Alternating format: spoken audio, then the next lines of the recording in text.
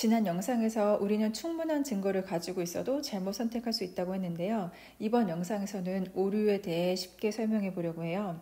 오류라는 건 정말 중요한 개념이라서 제가 이 적은 질문에 대답이 쉽게 나오지 않는 경우 이 영상을 끝까지 봐주세요. 연구자가 어떤 주제를 가지고 연구를 합니다. 이 연구 대상에 해당되는 집단을 모집단이라고 하는데요.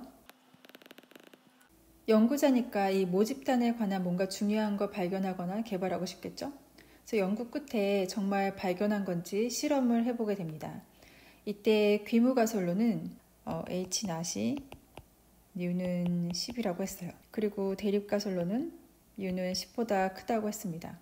이렇게 가설을 세웠는데 이때 왜 U라고 적는지 궁금하시다면 정말 중요한 개념을 놓치고 있는 거거든요. 그래서 꼭 전 영상을 확인해 주세요. 그래서 이 둘 중에 하나를 선택을 해야 되는데 어떤 거 선택할지에 대한 유의 수준을 설정을 하고요. 그래서 여기서 표본을 구해서 샘플의 통계치가 20이 나왔어요. 그래서 여기에 따른 p-밸류를 구해서 유의 수준과 비교한 후에 가설 2개 중 하나를 선택하게 됩니다. 지금 여기까지가 상황이고요. 이 첫 번째 선택은 연구자가 원하는 방향인 기존의 귀무가설을 리젝하고 새로운 가설을 선택하는 경우. 두 번째 선택은 연구자가 원하지 않은 방향, 이 새로운 걸 찾고 싶어 했으나 그렇지 못해서 결국엔 대립가설을 선택하는 경우, 이 둘 중에 하나를 선택을 하게 되는데 이 선택은요, 진실이 아니에요. 왜냐하면 이 모집단의 값은 알 수 없거든요. 그래서 우리는 진실을 모르기 때문에 우리가 한 선택이 잘못된 선택일 수 있어요. 이거를 오류라고 말합니다. 이 선택이 두 가지인 만큼 선택에 따른 오류도 두 가지겠죠? 그래서 오류가 대립가설을 선택했을 때 따른 오류는 결국에는 귀무가설이 맞다는 얘기거든요. 이 얘기가 타입 1 에러 혹은 false positive라고 하고요. 이 positive를 선택을 했는데 결국엔 잘못됐다는 얘기라서요. 이 귀무가설을 선택했을 때 따른 오류는 타입 2 혹은 false negative라고 하는데 negative를 선택했는데 결국에는 잘못 선택했다는 얘기거든요. 교수님께서 그냥 우스갯소리로 얘기해 주셨던 게 생각이 나는데 타입 1 에러는 막대가 하나면 여기에 막대는 하나고 얘가 막대기가 2개면 여기가 막대기가 2개라서 네거티브고 그렇게라도 기억을 하라 라고 했던 게 생각이 나요. 어찌됐든 제가 예를 들어볼게요.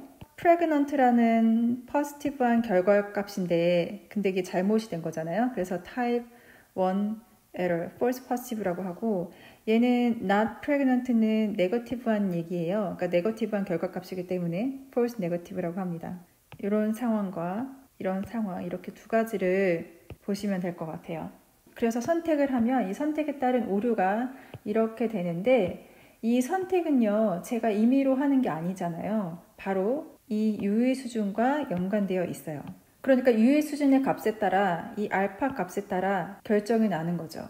왜냐하면 이 유의 수준이라는 말은 허용 가능한 일종 오류의 최대 범위를 말해요. 그래서 분포를 그려보자면 이때 이 분포는 귀무가설에서 오는 분포겠죠. 알파 값이 0.05일 때 그래서 이 면적이 0.05일 때 얘를 rejection region이라고 해서 p-밸류가 요 안에 들어갈 때 우리는 귀무가설을 리젝하게 되는데요. 그 말은 0.05만큼 일종 오류가 있을 수 있다는 걸 얘기를 해요. 그래서 우리는 다행히 이 일종 오류를 통제할 수 있어요. 어떻게 통제하냐면 0.05의 유의 수준을 조금 더 줄이는 거죠. 그래서 만약에 알파 값이 0.01로 설정이 되었다면 0.01일 때 한 이 정도의 면적이라고 쳐봅시다.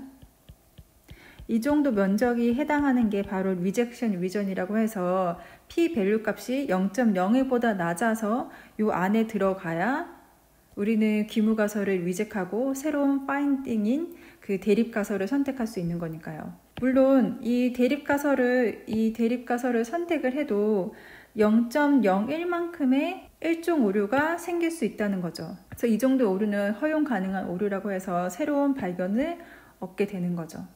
그래서 이렇게 오류를 배우고 어떤 오류가 더 위험할까, 뭐 1종 오류가 위험할까, 2종 오류가 위험할까 이렇게 수업을 배웠던 것 같은데 제 생각에는 그때그때마다 다르지 않을까 생각을 합니다. 근데 통계의 역사는 아무래도 의료 쪽이다 보니까 1종 오류가 더 위험하다 이렇게 배웠던 것 같은데 예를 한번 들어볼게요. 만약에 제약회사가 여드름 치료약을 개발을 했습니다. 그런데 부작용이 살이 한 20kg 쪄요. 그렇다면 지금 개발을 했지만 사람들은 여드름 몇 개 좀 들어가고 20kg를 쪄서 그 부작용 때문에 괴로워하는 상황이 될 수도 있겠죠.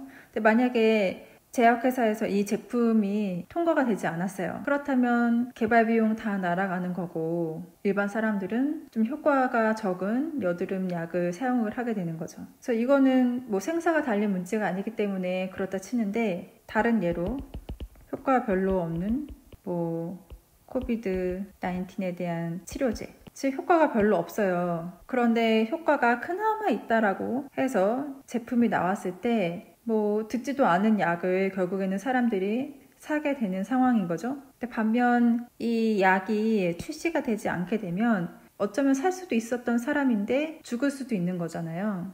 그래서 어떤 상황이 심각한 건지는 일종 오류의 최대 허용 범위를 지금 통제할 수 있잖아요. 유의 수준의 값을 0.05로 하냐 혹은 0.01로 하냐 미리 설정을 하는 거기 때문에 이 값을 조정을 해서 선택에 따른 이 오류도 조정을 할 수 있는 거죠.